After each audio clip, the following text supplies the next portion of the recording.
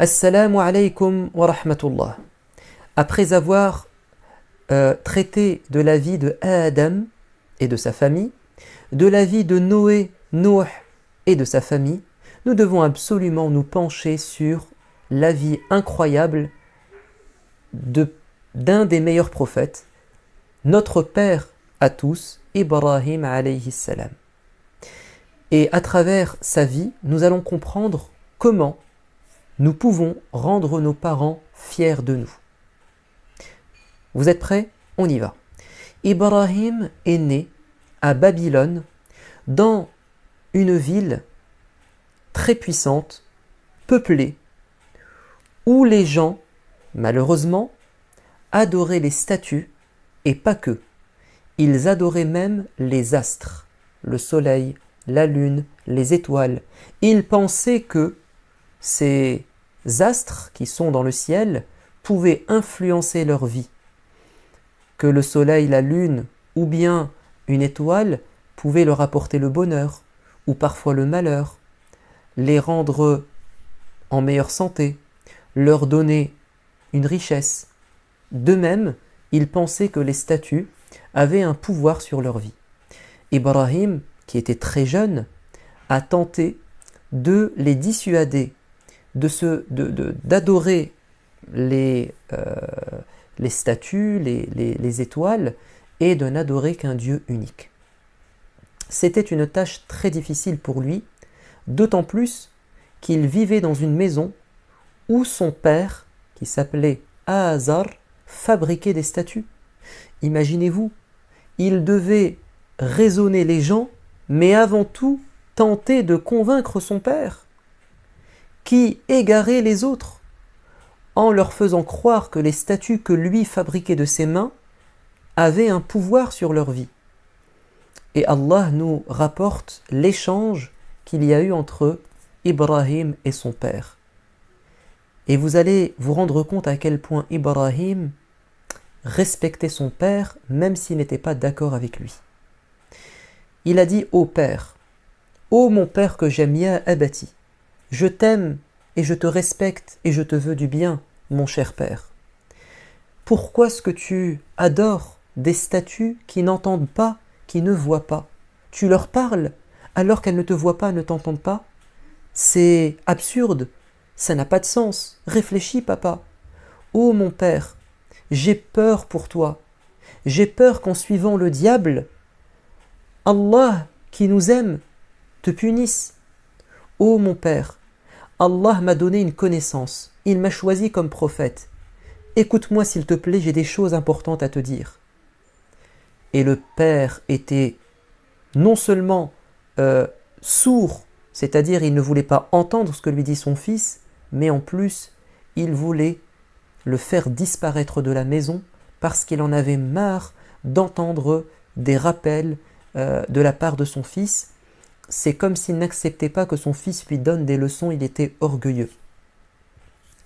Et il lui a dit: si tu ne te tais pas, Ibrahim, je vais te jeter des pierres, je vais t'insulter et t'expulser de la maison. Mais Ibrahim a essayé de différentes manières, et de la meilleure des manières quand même, d'essayer de raisonner son père. Et un jour, le père a mis à exécution ses menaces. Il lui a dit: tu sors de la maison, va-t'en hors de ma vue. Et Ibrahim ne s'est pas emporté. Il a dit: papa, je ne cesserai de demander à Dieu de te pardonner et de te guider dans le bon chemin. Regardez comment Ibrahim, qui avait raison, n'a pas dépassé certaines limites dans la discussion avec son père. Même si tes parents parfois t'énervent, même si tes parents parfois se trompent, tu dois leur vouer un respect. Tu dois avoir un comportement exemplaire avec eux. Alors imaginez-vous si vos parents maintenant ne vous manquent pas de respect, ils vous demandent de bonnes choses. Évidemment que vous devez les écouter et évidemment que vous devez leur répondre de la meilleure des manières. Ibrahim va subir la colère de son père lorsqu'un soir, il a décidé en cachette de se rendre dans le temple où étaient exposées les statues. Et les gens étaient en train de faire la fête. Il a détruit toutes les statues, et il a, sauf une, la plus grande, et il a attaché autour du cou de la grande statue le marteau ou la hache qu'il avait utilisé pour détruire les autres. Et il est rentré chez lui discrètement. Lorsque les gens, après la fête, ont voulu remercier les statues, ils ont découvert le carnage. Ils ont été choqués. Et ils ont dit, il n'y a une seule personne qui est capable de faire cela, qui ose s'en prendre à nos statues, à notre religion, c'est Ibrahim. Et son père Azar, au lieu de le défendre, Ibrahim, il l'a même livré à ces gens pour qu'il soit puni. Rendez-vous compte, il n'a pas protégé son fils. Alors ils vont l'attacher et ils vont le jeter dans le feu. Mais Allah va protéger Ibrahim, le feu ne va pas le brûler. Ibrahim a été protégé par Dieu parce que Allah l'aimait et il voulait prouver aux gens que Ibrahim est un prophète, que ce n'est pas un menteur et que les statues ne servent à rien puisque elles ne se sont même pas défendues quand Ibrahim les a détruites et elles ne peuvent rien faire contre Ibrahim, même vous qui êtes vivant, vous n'êtes pas capable de tuer Ibrahim. Sachez que nous devons en tant que musulmans avoir un comportement exemplaire avec nos parents. Même encore une fois, quand nos parents se trompent, quand nos parents parfois se mettent en colère et sont dans l'erreur. Mais attention, si vos parents vous demandent de faire une bêtise, là vous ne devez pas leur obéir. S'ils vous demandent de mentir, d'insulter, de voler, vous ne devez pas leur obéir. Vous devez leur dire non, c'est pas bien, je n'ai pas à faire ça. Parce que Allah n'aime pas. Allah n'est pas d'accord. Regardez, Sa'd ibn Abi Waqqas, qui était un jeune compagnon, il est devenu musulman. Et sa mère s'est mise en colère et elle lui a dit « Il faut que tu délaisses la religion de Muhammad, et il faut que tu continues à adorer les statues comme tu le faisais par le passé et comme nous on le fait encore. » Il a dit « Maman, je t'aime, je ne te ferai aucun mal, mais je ne peux pas t'obéir, parce que là tu me demandes quelque chose qui est interdit. » Et sa mère lui a dit « Tant que tu ne veux pas revenir dans ton ancienne religion, je ne mangerai pas et je ne boirai pas, et je ne me laverai pas. Je vais me laisser mourir et salir. » Et Saad va lui dire « Maman, ça ne sert à rien, je ne ferai pas cette bêtise. Même si tu devais mourir 100 fois, c'est-à-dire tu meurs et ensuite tu revis et ensuite tu arrêtes de manger et tu meurs 100 fois, sache que jamais je ne changerai d'avis. » Et à la fin, la mère a compris que Saad était déterminé et elle va reprendre la nourriture, la boisson et prendre soin de son corps. Abu Hurayra radiyallahu anhu, ce grand compagnon qui s'est converti à l'islam, sa mère, il aimait beaucoup sa mère et sa mère n'était pas d'accord qu'il devienne musulman. Et elle insultait le prophète en sa présence. Et ça lui faisait mal, parce qu'on aime le prophète. Quand quelqu'un insulte le prophète, ça nous fait mal. Mais jamais il ne l'a insulté, jamais il ne l'a frappé. Il patientait, patientait, patientait. Et un jour, elle a tellement insulté le prophète, avec des paroles tellement obscènes et graves, qu'il est sorti en pleurant de chez lui, et il est parti voir le messager de Dieu en lui disant « Maman, elle exagère, s'il te plaît, demande à Dieu de la guider. » Et alors qu'il rentrait chez lui, il frappe à la porte et sa mère lui dit « Tu ne rentres pas, je suis en train de me laver et quand j'aurai terminé, tu m'emmèneras chez le prophète afin que je lui annonce que je suis devenue musulmane. » Et là, il n'en croyait pas ses yeux et ses oreilles, parce que Allah l'avait guidé. Regardez, grâce à son bon comportement, il a réussi à guider sa mère, il a été un intermédiaire pour guider sa mère, et c'est comme ça qu'on doit être. Continuons la vie de Ibrahim. Ibrahim n'a pas réussi à être tué par son peuple, et le roi de l'époque, le Nemrod an-Namrud, s'est rendu compte que Ibrahim était quelqu'un de spécial. Alors il a demandé à le rencontrer. Et Ibrahim s'est rendu chez An-Namrud. Et il y a eu une discussion entre eux. Le Nemrod a dit, le roi, je suis Dieu. Je donne la vie, je donne la mort. Et il lui a dit, c'est faux. Et An-Namrud lui a dit, si, regarde. Il a ramené 2 hommes. Il a dit, tuez un tel. Et ils l'ont tué. Il a dit, tu vois, je lui ai donné la mort. Il a dit à l'autre, toi, je devais te tuer, mais je t'ai épargné. Il a dit, tu vois, je lui ai donné la vie. Bon, évidemment, c'est n'importe quoi. Mais Ibrahim a été plus intelligent. Il lui a dit, écoute, si tu prétends vraiment être Dieu, donc le créateur du monde, je te demande une chose qui est simple. C'est d'empêcher le soleil demain de se lever à l'est et de se lever à l'envers à l'ouest. Et là, le roi s'est tu et il a compris que Ibrahim l'avait coincé. Parce qu'il est incapable de le faire. Et pourtant, s'il était un dieu, il serait capable de changer l'ordre des choses, puisque c'est lui qui, normalement, a créé ces choses-là. Donc il peut les changer. Et An-Namrud a dit, il faut que je me débarrasse de Ibrahim. Et il l'a expulsé du pays. Ibrahim est sorti du pays avec sa femme, parce qu'il avait grandi, s'était marié, Sarah, qui croyait aussi en Dieu, et son cousin ou neveu, Lot. Lot est parti dans un autre endroit. Ibrahim et sa femme Sarah sont entrés dans une terre en Égypte. Et là, un roi s'est emparé de Sarah, la femme de Ibrahim. Parce que ce roi avait dit aux soldats, si vous voyez une femme qui est belle, vous tuez son mari et vous me la ramenez vivante. Mais Ibrahim a réussi à sauver sa vie en disant que Sarah était sa sœur et non pas sa femme. Ce qui n'est pas totalement faux, puisque on est tous frères et sœurs en Dieu.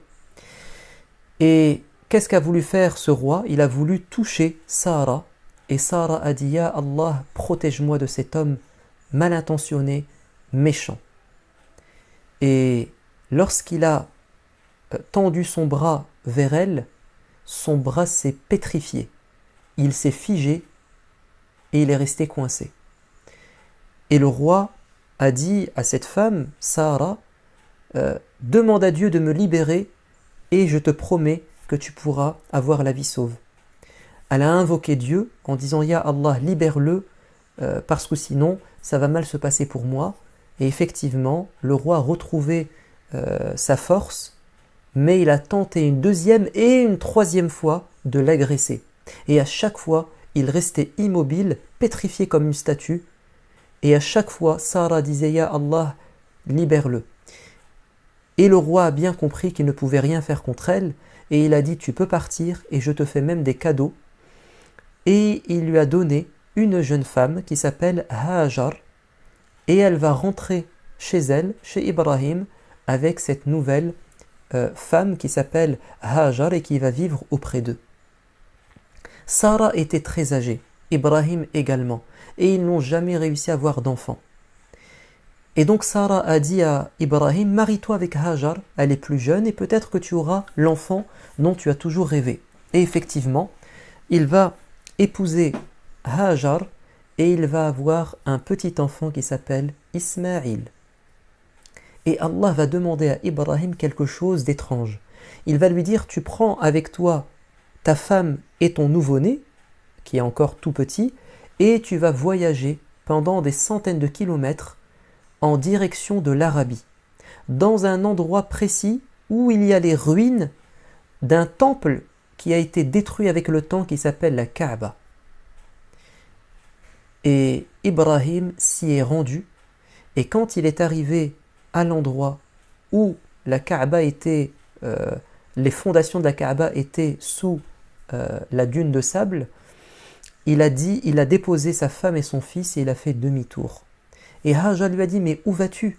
Tu nous abandonnes, on va mourir. Et Ibrahim va lui dire, ne t'inquiète pas, c'est Allah qui me l'a demandé. Et Hajar va comprendre que Allah n'allait pas évidemment la laisser comme ça, mourir dans le désert, et que Allah allait la sauver, et que Allah allait s'occuper d'elle. Et Hajar va vivre dans le désert avec son enfant. Après quelques jours, bien évidemment, elle n'avait plus d'eau, elle n'avait plus de nourriture, et donc elle ne pouvait plus allaiter son fils. Et le petit Ismaïl a commencé à pleurer de faim et de soif. Alors elle a déposé son enfant par terre à l'ombre, et elle a commencé à faire des allers-retours entre deux petits monticules, deux petites dunes de sable, l'une au nord, l'autre au sud. Elle faisait des allers-retours, et à chaque fois qu'elle se mettait sur la dune, elle regardait au loin à l'horizon s'il n'y avait pas des voyageurs qui passaient par là, afin de leur demander de l'aide. Et après avoir fait comme ça des allers-retours 7 fois, elle n'en pouvait plus.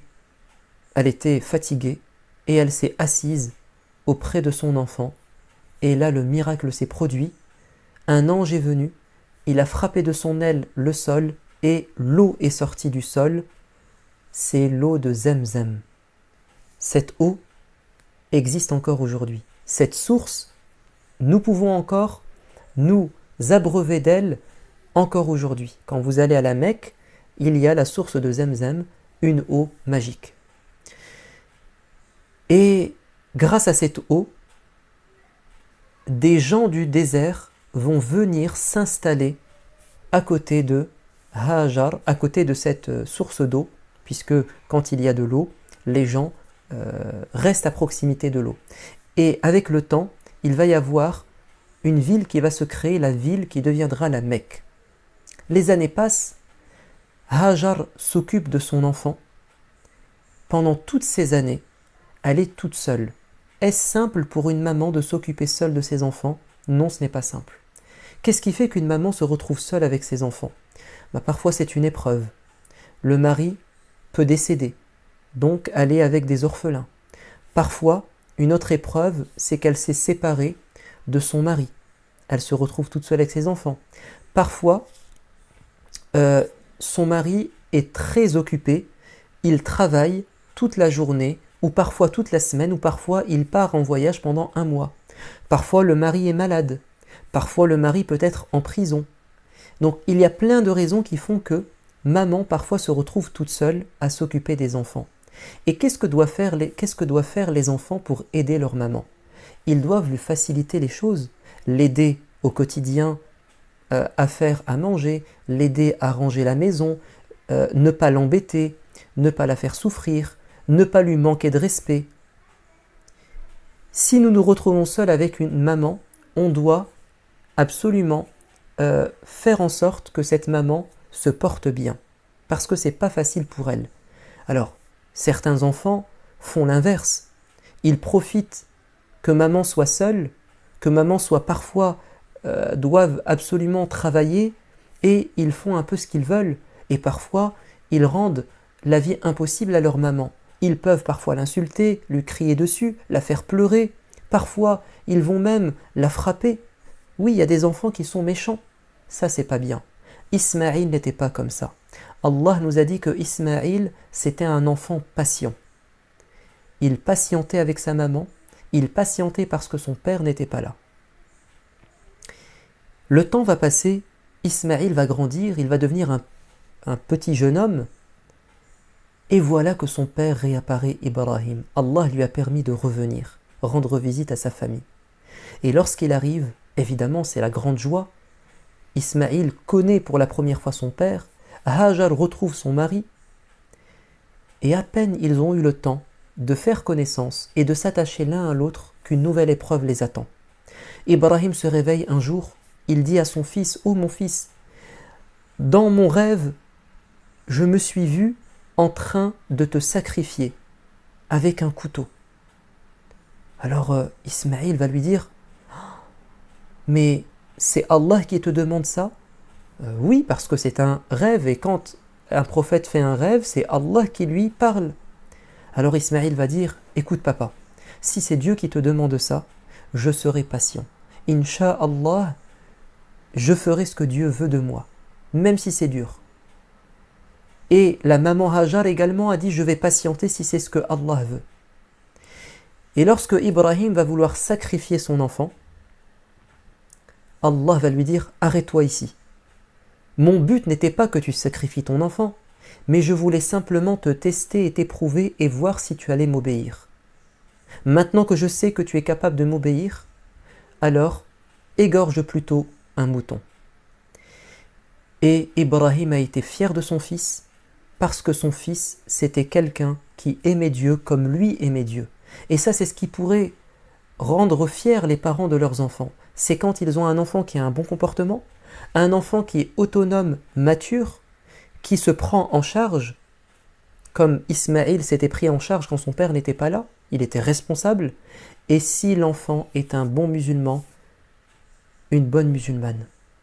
Et pour les récompenser, Allah va dire à Ibrahim et Ismaïl de reconstruire la Kaaba, et c'était un cadeau pour eux. Et jusqu'à aujourd'hui, nous allons visiter la Kaaba et nous pensons à Ibrahim, Ismaïl et Hajar.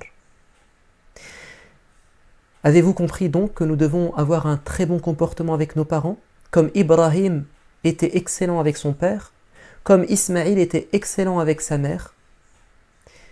Avant de vous quitter, un petit cadeau qui nous vient du prophète alayhi salatu wassalam, c'est un hadith que nous allons découvrir ensemble. Qu'est-ce que le prophète nous enseigne ce soir? Par Dieu, par Dieu, par Dieu, Wallahi, Wallahi, Wallahi, nous dit le prophète, je jure par Dieu 3 fois.